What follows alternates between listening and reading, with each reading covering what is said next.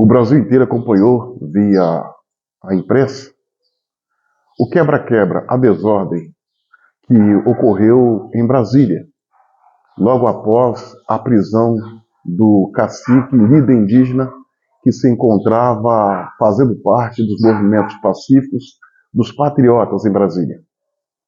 A prisão foi efetuada pela PF, a mando do ministro Alexandre de Moraes, sem razão que justifique. Logo após a prisão, houve uma tentativa de invasão. Um grupo de pessoas tentaram invadir a sede da PF sob a alegação de que queria a soltura do cacique detido. E em seguida promoveram uma desordem no Planalto Central, tacando fogo em ônibus, queimando carros, veículos particulares, depredando patrimônio público e privado, uma verdadeira desordem, uma batalha campal. A imprensa e os políticos de esquerda, de forma precipitada, logo correram para atribuir a responsabilidade pelaquela desordem aos bolsonaristas, apoiadores de Bolsonaro. Contudo, senhoras e senhores, houve duas narrativas que eram bolsonaristas. A narrativa essa sustentada pela imprensa, velha e viciada imprensa, e pela esquerda.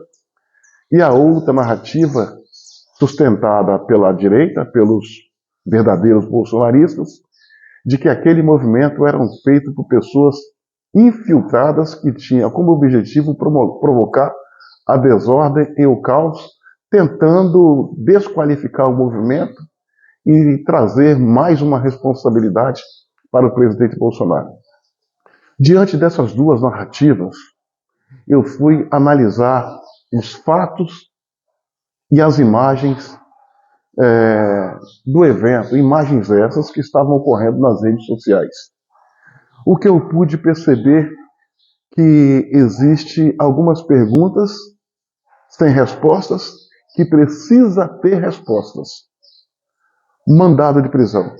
Informações deu conta que a PF foi num carro descaracterizado, os agentes foram descaracterizados com roupa comum, anunciaram a prisão do índio e não mostraram a ele ou os seus familiares, ou até mesmo os organizadores do evento patriota, o mandado de busca e apreensão e de prisão.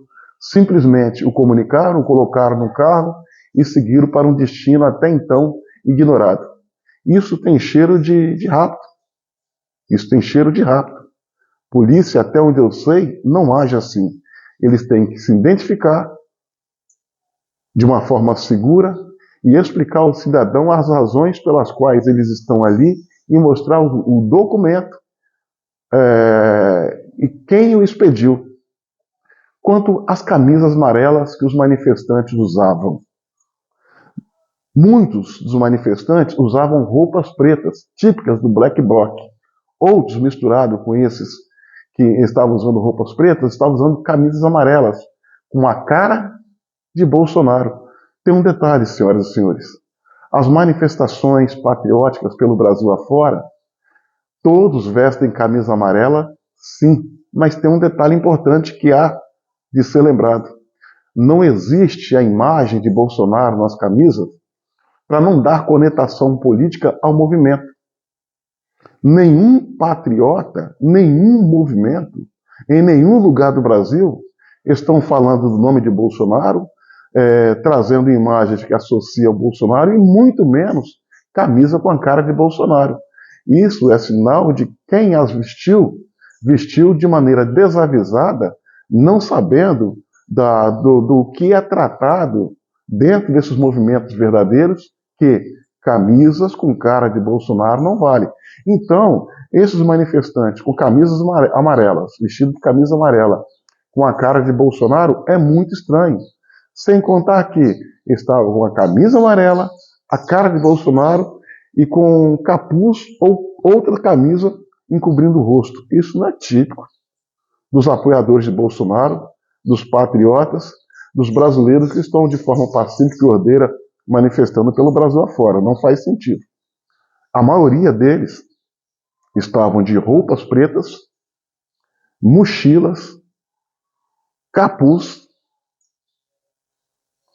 trajes típicos de black bloc, que não combina com patriota. E ao mesmo tempo que eles provocavam desordem, quebra-quebra, ateavam fogo em veículos, eles gritavam: fora Bolsonaro, fora Bolsonaro. Foi uma loucura. Você já viu manifestante pró-Bolsonaro gritando fora Bolsonaro? Faz sentido, minha amiga e meu irmão. Essas coisas precisam de uma resposta. Os métodos usados são os métodos do Black Bloc. Os patriotas, na verdade, nem naquele local estavam em um local completamente separado. Então precisa de respostas para essas perguntas. E um outro detalhe para finalizar as perguntas, os questionamentos. Não teve nenhum arruaceiro identificado ou preso. Por que será? Por que será que não prenderam os arruaceiros? Por que será que não os identificaram? Tais perguntas sem respostas não é uma acusação, é só um questionamento. Não posso acusar sob o risco de ser leviano, é só, repito, um questionamento. Dá-se a impressão que esse movimento desordeiro que houve foi sim um movimento de infiltrados da esquerda com claro objetivo de sabotar o movimento pacífico dos patriotas e atribuir a Bolsonaro uma culpa que ele não tem. E que esse movimento está sendo protegido por alguém. Se não há presos e nem identificados, dá-se a entender que são protegidos. Embora sendo fato que o movimento é um movimento de esquerda e de infiltrados, por certo, com esse resultado, foi um movimento fracassado, que teve o resultado não esperado, um resultado contrário, porque tudo leva a crer que essa onda de quebradeira ocorrida em Brasília não foi por parte da direita, mas sim por parte da esquerda. Tudo leva a crer, não é uma afirmativa, é um questionamento. Então, senhoras e senhores, é preciso a PF, não a PF do Alexandre de Moraes, a PF do Estado, ligado ao Ministério da Justiça, apurar esses fatos com profundidade, com seriedade, ver o que verdadeiramente está por trás disso e fazer com que os infiltrados, os executores dessa suposta balbúrdia possam pagar pelos seus fatos, como também descobrir quem é que está por trás, coordenando e protegendo. Tudo muito estranho. Há muitas perguntas sem respostas. Respostas essas que precisa vir à tona. Isso não é coisa que se faça, isso é uma tapa na cara da população de bem e é colocar a democracia de quatro. Se porventura, verdadeiramente esse caso for um atentado da esquerda em que existe um conluio, uma organização de pessoas por trás, todos, independente da posição, têm que pagar pelos seus atos. Minha amiga e meu amigo, curta, comente e compartilhe esse vídeo ao máximo e se inscreva no meu canal no YouTube, Cabo Elson.